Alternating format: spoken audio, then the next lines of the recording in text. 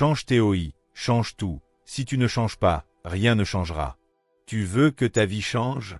Tu veux plus d'argent, plus de paix, plus d'amour, plus de succès? Alors écoute bien ceci. Rien ne changera tant que TOI, tu ne changes pas. Le monde ne s'adapte pas à ton envie, il réagit à ta transformation. Si tu veux voir un changement extérieur, il doit d'abord commencer à l'intérieur. 1. Le piège de l'attente extérieure. Beaucoup attendent que le gouvernement change, que leurs proches les comprennent, que le système soit plus juste. Mais pendant ce temps, ils restent les mêmes. Or, tant que toi-même tu penses, agis et réagis comme hier, ta vie restera une copie de ce qu'elle a toujours été. La folie, c'est de faire toujours la même chose et de s'attendre à un résultat différent. Albert Einstein. 2. Le pouvoir du changement intérieur. Quand tu changes ta manière de penser, tu changes tes émotions. Quand tu changes tes émotions, tu changes ton comportement. Et quand tu changes ton comportement, ta réalité se transforme. Le changement véritable commence par un choix personnel, pas par des circonstances. Pour réussir un véritable changement dans sa vie, il faut d'abord comprendre ce qu'est le changement intérieur, car c'est la base de toute transformation durable. Le changement intérieur, c'est quoi? Le changement intérieur, c'est la transformation de ton monde intérieur. C'est changer ta manière de penser, de ressentir, de croire et de réagir face à la vie. Il ne s'agit pas de changer uniquement ce que tu fais, mais surtout qui tu es à l'intérieur de toi-même. 1. Changer ses pensées. Nous devenons ce que nous pensons. Bouddha. Le changement intérieur commence par la prise de conscience de tes pensées automatiques. Et te dis-tu souvent que tu es nul? Penses-tu que tu n'y arriveras jamais? Et crois-tu que les autres sont responsables de ton échec? Le changement intérieur t'invite à remplacer les pensées négatives par des pensées constructives, positives et responsables. 2. Remettre en question ses croyances. Nos croyances gouvernent notre vie sans qu'on s'en rende compte. Je ne mérite pas de réussir. L'argent, c'est mal. Je suis trop vieux pour changer. Ces croyances sont comme des filtres qui faussent ta vision du monde. Le changement intérieur, c'est identifier ses croyances, les confronter à la réalité, les remplacer par des croyances qui te libèrent. 3. Maîtriser ses émotions. Tu ne peux pas contrôler ce que la vie t'envoie, mais tu peux apprendre à choisir ta réaction. Et la colère, et le découragement, et la peur. Le changement intérieur consiste à comprendre ce que tu ressens, ne pas te laisser contrôler par tes émotions, choisir des réponses plus calmes, conscientes et alignées avec ta paix intérieure. 4. Reprendre la responsabilité de sa vie. C'est cesser de dire « C'est la faute de mes parents. Le pays ne m'aide pas.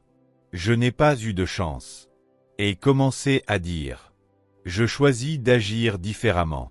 Je décide de prendre le contrôle de ma vie. Je suis responsable de ce que je deviens. » Le changement intérieur, c'est le passage de la victimisation à la responsabilité. 5. Changer ses habitudes profondes. Ce sont les petites actions du quotidien qui bâtissent ou détruisent ta vie. Et ton rapport au temps, à l'alimentation, et à la lecture, à la prière ou à la méditation. Le changement intérieur consiste à aligner tes habitudes avec la personne que tu veux devenir. Le changement intérieur est la clé de toutes les réussites extérieures. Tu veux un meilleur emploi? Change ton état d'esprit. Tu veux une relation plus saine? Change ta manière d'aimer. Tu veux plus d'argent? Change ta vision de la valeur. Quand tu changes à l'intérieur, le monde autour de toi s'adapte. 3. Changer, c'est choisir de désapprendre. Changer, ce n'est pas juste ajouter de nouvelles habitudes, c'est souvent déconstruire les mauvaises. Et tes excuses répétées, et ta peur du rejet, et ta paresse mentale, et ta vision limitée de toi-même. Tu n'es pas né pour stagner. Tu es né pour croître, évoluer et rayonner. Comprendre ce qu'est désapprendre est essentiel pour toute personne qui cherche à grandir, à réussir et à se libérer de ses blocages intérieurs. Désapprendre, c'est l'acte volontaire d'abandonner, de remettre en question ou de déconstruire ce qu'on croit savoir, surtout lorsque cela nous limite, nous freine ou n'est plus utile dans notre réalité actuelle. Ce n'est pas oublier. Ce n'est pas effacer la mémoire. C'est plutôt faire le tri dans son savoir, ses habitudes, ses croyances, ses conditionnements pour faire place à du nouveau. En quoi consiste le désapprentissage? 1. Remettre en question ce qu'on t'a enseigné. Depuis l'enfance, tu as appris. Et ce qu'on t'a dit sur toi, tu es trop ci, pas assez ça. Et ce qu'on t'a dit sur le monde, la vie est dure, il faut souffrir pour réussir. Et ce qu'on t'a inculqué comme vérité, l'amour égale sacrifice, l'argent égale mal, la réussite égale arrogance. Mais est-ce vrai? Est-ce que ça t'aide à vivre pleinement? Désapprendre, c'est oser remettre en question ces vérités figées. 2. Se libérer des automatismes mentaux. Tu as des réactions mécaniques, automatiques, répétées. Et tu réagis avec colère sans réfléchir. Et tu fuis dès que tu échoues. Et tu abandonnes quand c'est difficile. Désapprendre, c'est apprendre à te reprogrammer consciemment. Je n'ai pas à fuir l'échec, j'ai à l'utiliser. Je n'ai pas à réagir, j'ai à répondre en conscience. 3. Faire tomber les croyances limitantes. Beaucoup vivent prisonniers d'idées qu'ils n'ont jamais choisies. Je ne suis pas fait pour ça. Et dans ma famille, personne ne réussit. Je ne suis pas intelligent, je ne mérite pas. Désapprendre, c'est identifier ces croyances toxiques, comprendre d'où elles viennent, et les remplacer par des croyances plus alignées avec ton potentiel. 4. Abandonner ce qui ne te sert plus. Parfois, désapprendre consiste à laisser partir des attitudes, des habitudes, des personnes ou des méthodes qui ont peut-être fonctionné un temps, mais ne t'aident plus à évoluer aujourd'hui. Ce qui t'a aidé à survivre ne t'aidera pas toujours à réussir. 5. Créer de l'espace pour réapprendre. Désapprendre, c'est faire de la place dans ton esprit pour accueillir du nouveau.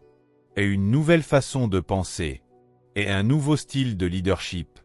Et une meilleure manière de communiquer, d'aimer, de croire, de vivre. Tu es l'artiste de ta vie. Si tu veux un nouveau tableau, il faut parfois effacer l'ancien dessin. Désapprendre égale nettoyer son esprit pour réapprendre à vivre librement. C'est abandonner ce qui te limite. Et déconstruire l'ancien pour bâtir du nouveau. Et sortir de la prison mentale des on m'a dit que. Et choisir de penser, d'agir, de ressentir avec conscience. Le plus grand obstacle à l'apprentissage, ce n'est pas l'ignorance, c'est ce que tu crois déjà savoir. Daniel J. Borstin. 4. Le changement est inconfortable, mais libérateur. Tu ne peux pas changer sans douleur. Il faut parfois et couper avec certaines personnes toxiques. Et sortir de ta zone de confort. Abandonner des croyances qui t'ont protégé mais aussi limité. Mais chaque étape te rapproche d'une version plus forte, plus lucide, plus alignée de toi-même. Et commence à incarner cela chaque jour, petit à petit. Tu ne peux pas contrôler tout ce qui t'arrive, mais tu peux toujours contrôler qui tu choisis devenir. Change-toi, et tu verras que tout change. Ton regard change, ton énergie change, tes opportunités changent. Si tu es prêt à changer et à reprendre le contrôle de ta vie, abonne-toi à la chaîne L'Art de Réussir, active la cloche et partage cette vidéo à quelqu'un qui a besoin d'entendre ça.